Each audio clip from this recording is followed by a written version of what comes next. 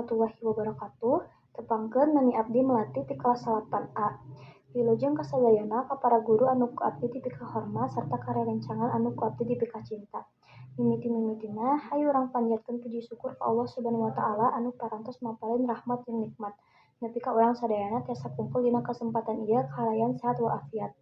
Bapak, Ibu guru sareng rerencangan sadayana, kiwari abdi bade ngayogikeun biantara singkat ngeunaan akhlak di sakola. Akhlak teh mangrupa paripola anu nunjukkeun kumaha alusna sifat jeung budi pekerti urang. Di sakola, akhlak janten hal anu kacida pentingna, sabab sakola sanes ukur tempat diajar ilmu, tapi oge tempat ngabentuk karakter. Kahiji, akhlak ka guru. Urang wajib ngahormat guru sabab guru teh jalma anu merangan laleur pikeun masrihan ilmu jeung pituduh ka urang.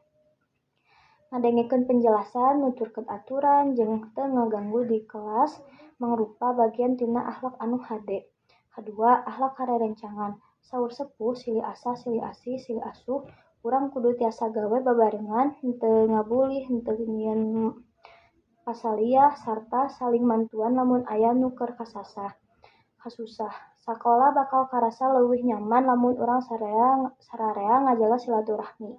Katilu, akhlak ka lingkungan sakola. Ngajaga kabersihan tina bagian tina tanggung jawab urang.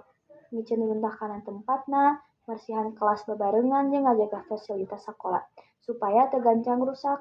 Pamungkas, akhlak ka diri pribadi. Urang kudu jujur, disiplin, jeung tanggung jawab nah dina ngalaksanakeun PR, ujian, atau tugas kelompok. Jujur teh jadi pondasi pikeun ngajaga kepercayaan diri jeung batur. Kukituna, upaya ngajaga akhlak teh lain ukur tugas guru, tapi tanggung jawab urang sadayana.